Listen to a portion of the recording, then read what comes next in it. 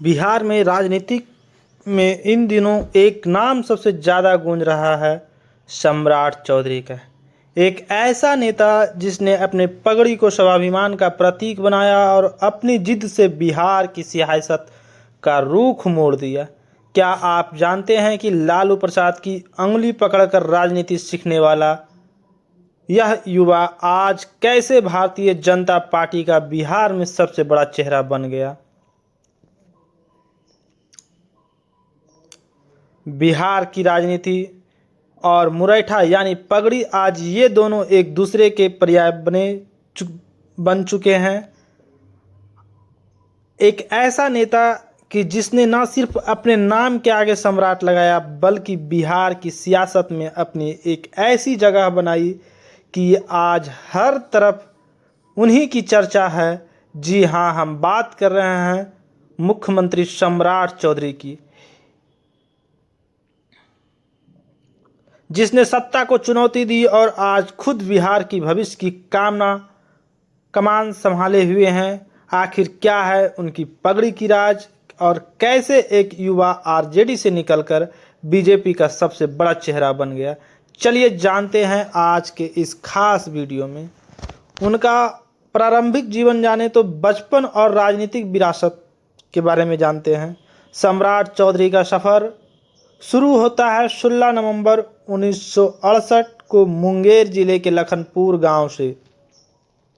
इनका जन्म 16 नवंबर 1968 को मुंगेर जिले के लखन गांव में हुआ, लेकिन राजनीतिक इन्हें विरासत में मिली थी। इनके पिता शकुनी चौधरी बिहार की राजनीति का वे नाम है जिनसे बड़े बड़े दिग्गज राय लेते थे।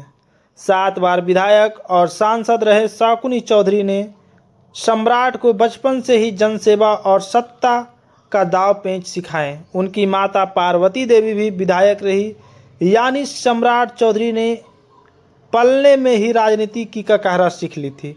उन्होंने अपनी पढ़ाई पूरी की, लेकिन दिल हमेशा बिहार की गलियों और जनता के बीच लगा रहा।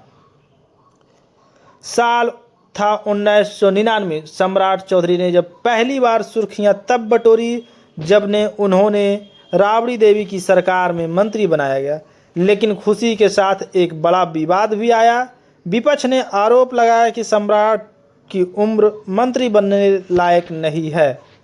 ये मामला इतना बड़ा रूप ले लिया कि इन्हें इस्तीफा देना पड़ा। सोचिए, एक युवा नेता जिसका कैरियर शुरू होते ही संकट में आ गया, लेकिन सम्राट ने हार नहीं मानी।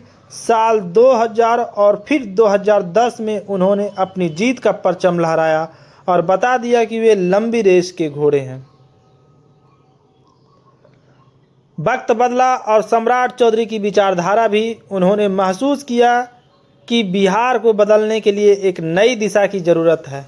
2014 में उन्होंने आरजेडी का साथ छोड़ा और नीतीश कुमार की पार्टी जेडीयू में शामिल हुए। लेकिन असली धमाका तब हुआ जब साल 2017 में उन्होंने भारतीय जनता पार्टी का हाथ थामा। बीजेपी में आते ही उन्हें वे मंच मिला जिसकी उन्हें तलाश थी। उन्होंने न सिर्फ संगठन को मजबूत किया, बल्कि पिछड़ों और अति पिछड़ों की आवाज़ बनकर उभरे। साल 2023 में जब उन्होंने बिहार बीजेपी का प्रदेश अध्यक्ष बनाया गया, तब ये साफ हो गया था कि बीजेपी अब सम्राट के नेतृत्व में बिहार की गद्दी पर राज करने की तैयारी में है।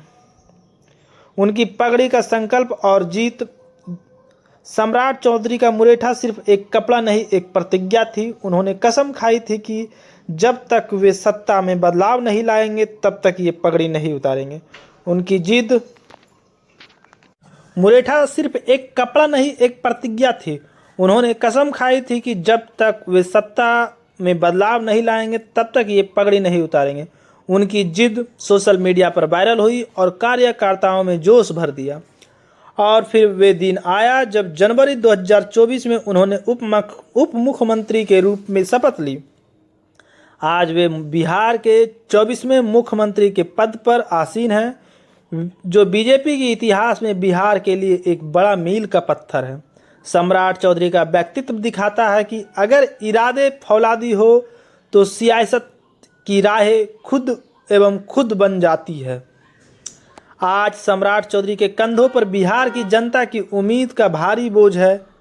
कानून व्यवस्था से लेकर विकास तक चुनौतियां बहुत है, लेकिन सम्राट का अब तक का सफ़र बताता है कि चुनौतियों को से डरते नहीं बल्कि उन्हें हराना जानते हैं। तो दोस्तों, ये थी बिहार की नए मुख्यमंत्री सम्राट चौधरी की कहानी। उनकी राजनीतिक करियर मैंने तो आपको बता दिया है कि 19 मई 1999 को उन्होंने राबड़ी देवी के मंत्रालय में मंत्री पद की शपथ ली थी। अपनी नियुक्ति के समय वे तो ना तो विधानसभा के सदस्य थे और ना ही विधान परिषद के सदस्य थे। हालांकि उस समय इनका उम्र कम होने के कारण उनकी अयोग्यता के आरोप के चलते उन्हें 16 नवंबर 1999 को पद से हटा दिया गया, उन्हें इस्तीफा दिया गया। उसके बाद 2000 के चुनाव में आरजेडी के सदस्य के रूप में परबत्ता निर्वाचन क्षेत्र से बिहार विधानसभा के लिए चुने गए। उसी चुनाव में उनके पिता शकुनी चौधरी विधानसभा के लिए चुने गए और बाद में राबड़ी देवी के मंत्रालय में मंत्री नियुक्त किए गए। 2003 में भारतीय जनता पार्टी के सुशील कुमार मोदी ने आरोप लगाया कि सम्राट चौधरी ने जब अपना नामांकन दाखिल किया तो वे अपनी उम्र के कारण अयोग्य थे। बाद में मोदी ने चौधरी के खिलाफ कानूनी लड़ाई लड़ी, जिसके परिणाम स्वरूप अदालत ने उनके चुनाव को अमान्य घोषित कर दिया गया। इसके बाद 2004 में उपचुनाव हुआ और सम्राट चौधरी ने चुनाव लड़ा, लेकिन वे असफल रहे। वे जनता दल यूनाइटेड के रामानंद प्रसाद सिंह से हार गए। अंततः वे 2010 में उस सीट से निर्वाचित हुए। 2010 में उन्हें बिहार विधानसभा में विपक्ष का मुख्य सचेतक बनाया गया। बाद में जदयू में शामिल हो गए और जीतन राम मांझी की सरकार में मंत्रिमंडल मंत्री के रूप में कार्य किया। 2 जून 2014 को उन्होंने शहरी विकास और आवास विभाग के मंत्री के रूप में शपथ ली और कार्यभार संभाला। 2014 से 2016 तक, फिर 2020 से 2025 तक उन्होंने बिहार विधानसभा परिषद में एमएलसी के रूप में कार्य किया। तो आशा करता हूं कि आपको यह वीडियो अच्छा लगी होगी। अपनी राय कमेंट में ज़रूर बताएं। पसंद आया तो लाइक करें और हमारे चैनल को सब्सक्राइब करना ना भूलें। मिलते हैं हम अगले कंटेंट के साथ।